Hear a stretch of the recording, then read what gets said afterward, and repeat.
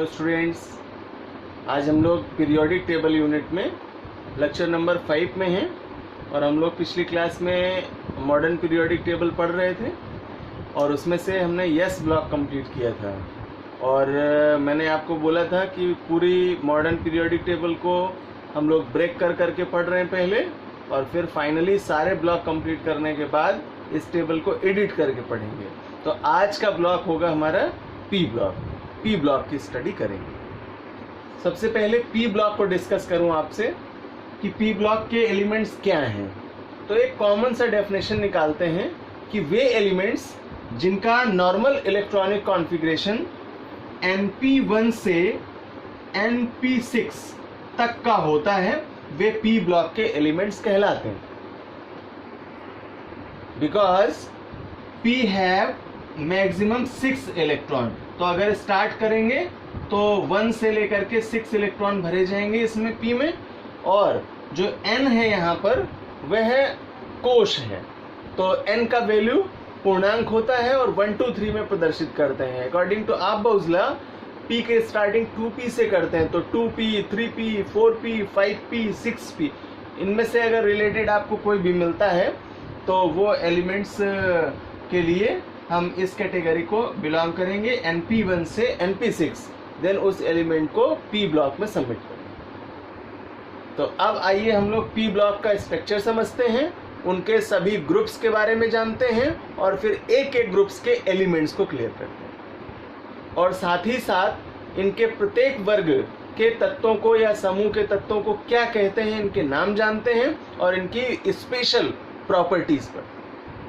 तो सबसे पहले पी ब्लॉक की पोजीशन को कंप्लीट करते हैं। यस ब्लॉक हम लोगों ने पढ़ा था, जो कि पीरियोडिक टेबल के लेफ्ट साइड उपस्थित है, यानी बाईं ओर स्थित है, जबकि पी ब्लॉक पीरियोडिक टेबल के राइट साइड स्थित है, अर्थात दाईं ओर इसे स्थान प्रदान किया गया। इसे 6 ग्रुप में डिवाइड किया गया। यानी क्वेश्चन, पी ब्लॉक में कितने ग्रुप हैं? तो आपका आंसर होगा कि पी ब्लॉक में ग्रुप्स का नंबर 6 होगा। अब इन्हें 6 पार्ट में डिवाइड करके नॉमिनेट किया गया।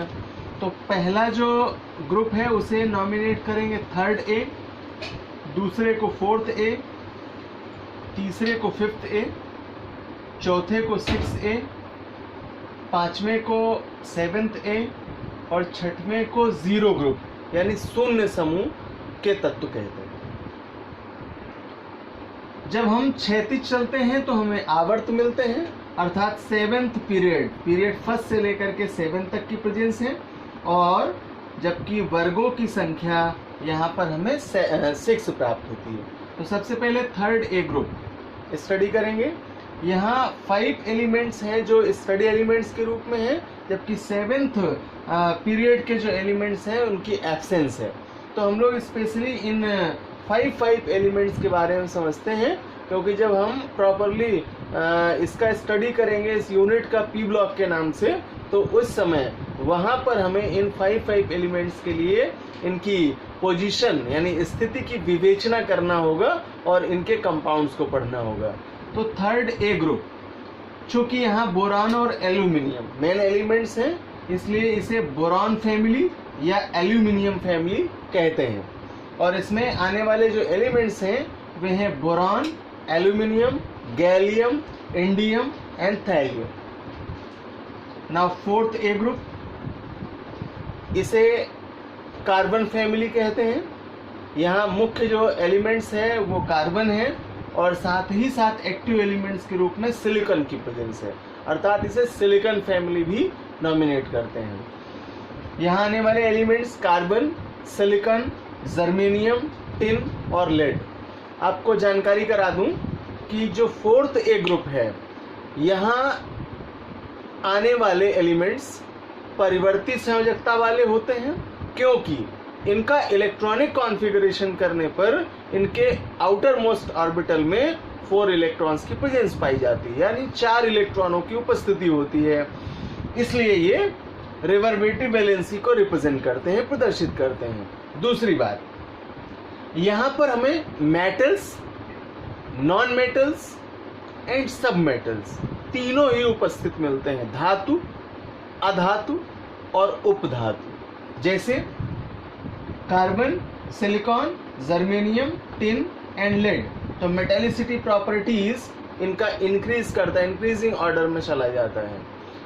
देन 5th ए ग्रुप में आने वाले 5 एलिमेंट्स हैं जिन्हें क्रमशः नाइट्रोजन, फास्फोरस, आर्सेनिक, एंटीमनी और बिस्मथ कहते हैं। Nitrogen, phosphorus, arsenic, antimony and bismuth.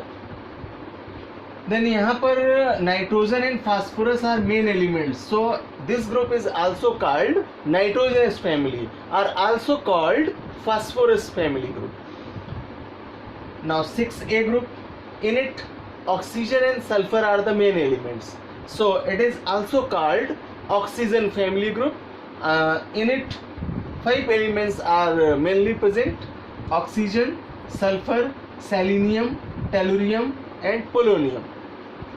तो अब जब हम ग्रुप का स्टडी करेंगे, यहाँ 1 by 1 ग्रुप का स्टडी करेंगे, तो इनके इन 5 एलिमेंट्स को आपको सीखना होगा, लर्न करना होगा। इनके आधार पर हम स्थिति की विवेचना कर सकते हैं। तो अभी एक्सप्लेन करने के बाद कुछ ग्रुप्स के लिए मैं फंडामेंटल आपको बात करूंगा, ताकि एलिमेंट्स को आप इजीली लर्न कर ले जाएं, यानी इंटरेस्टिंग मोड में, मनोरंजनात्मक तरीके से या खेल खेल में आप इनको लर्न कर लें।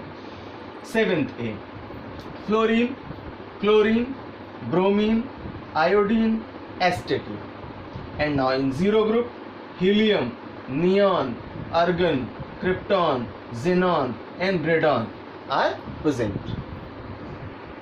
तो यहाँ जो 7th A ग्रुप के एलिमेंट्स हैं, इन्हें स्पेशली हैलोजेंस एलिमेंट कहते हैं, हैलोजन तत्व कहते हैं। Why? Because halo and gen, 2 taxonomical Greek taxa words are present here. It means halo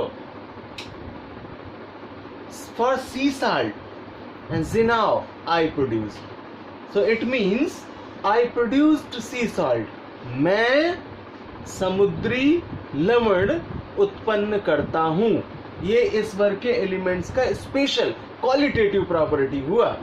तो भाई लवण उत्पन्न करता हूँ, तो हम लोग जानते हैं इडिएबल साल्ट, सोडियम क्लोराइड, NaCl, तो क्लोरीन की प्रेजेंस है।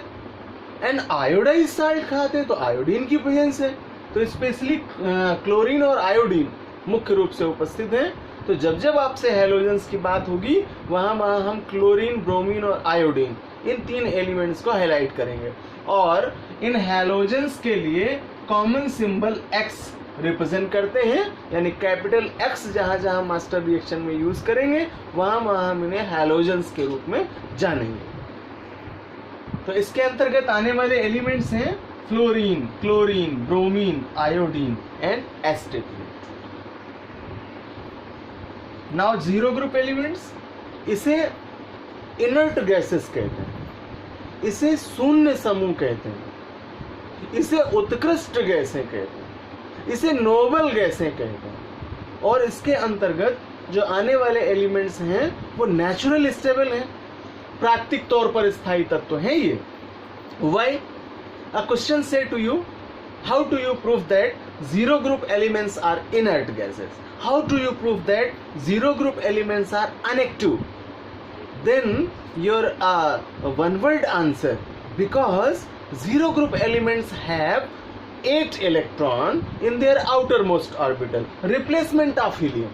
यानी हीलियम को अगर छोड़ दिया जाए तो बाकी के सभी सदस्यों के आउटर मोस्ट ऑर्बिटल में 8 इलेक्ट्रॉन पाए जाते हैं, जो कि इनके अष्टक को पूरा करते हैं, अर्थात इनका आउटर मोस्ट ऑर्बिटल का ऑक्टेट कंप्लीट है। तो वैलेंसी वाले चैप्टर में हम लोगों ने पढ़ा था कि जिन तत्वों के आउटर मोस्ट ऑर्बिटल में 8 इलेक्ट्रॉन्स की प्रेजेंस होती है वे नेचुरल स्टेबल हैं, प्राकृतिक स्थायी हैं। तो इसलिए ये ना इलेक्ट्रॉन डोनेट करते हैं और ना ही एक्सेप्ट करते हैं, इसलिए रासायनिक क्रियाशीलता की दृष्टि से अक्रिय हैं या निष्क्रिय हैं। और चूंकि इनकी प्रेजेंस 1% एरियोबिक रीजन में, एटमॉस्फेरिक गैसेस में है, तो इन्हें स्पेशली नोबल गैसेस का नॉमिनेशन दिया गया या नामकरण किया गया।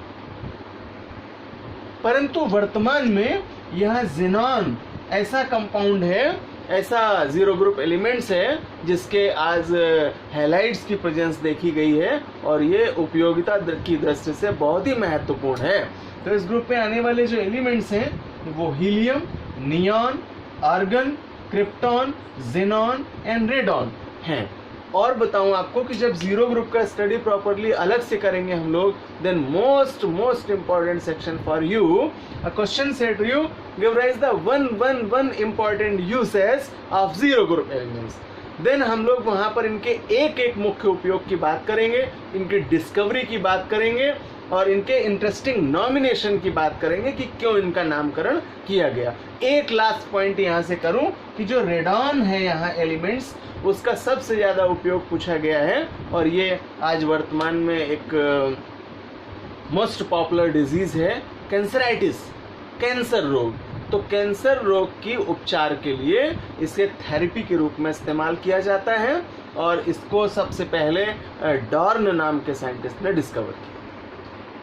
तो इस प्रकार स्टूडेंट्स पी ब्लॉक के इन 6 ग्रुप्स का हमने आपको डिस्क्रिप्शन दिया और यही सारे पॉइंट्स जितने मैंने एक्सप्लेन किए ये आपके प्रॉपर्टीज पॉइंट्स बन जाते हैं, यानी पी ब्लॉक के तत्वों की विशेषताएं बन जाती हैं, पी ब्लॉक के तत्वों के गुणधर्म बन जाते हैं और इनके आधार पर हम पी ब्लॉक की समस्त स्थितियों को सीख पाते हैं। और पी ब्लॉक के अंतर्गत हमें धातु, अधातु और उपधातु तीनों प्रकार के एलिमेंट्स का स्टडी करने को मिलता है।